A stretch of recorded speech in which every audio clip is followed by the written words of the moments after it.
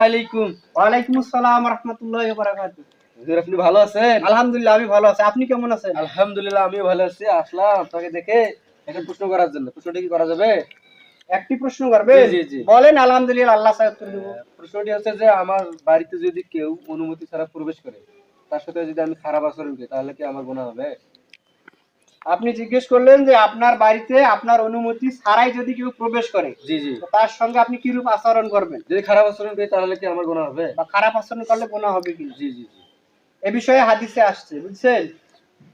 যে তোমাদের গৃহে যদি তোমাদের অনুমতি ব্যতীত কেউ প্রবেশ করে বা কেউ উকি দেয়, উকি দেওয়ার কথা আছে, উকি দেয়, উকি দিলে তো সে দেখবে, আর প্রবেশ করলে তো সে দেখবে, জি।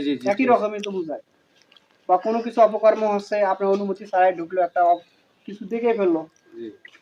তো একই বোঝায়। কেউ যদি আপনার বাড়িতে আপনার অনুমতি ছাড়াই উকি দেয়, তাহলে তুমি যদি তার চক্ষুকে পাথর দিয়ে ঢিল ছুঁড়ে ফুটো করে দাও, তাতেও তোমাদের জন্য কোনো দোষের নেই।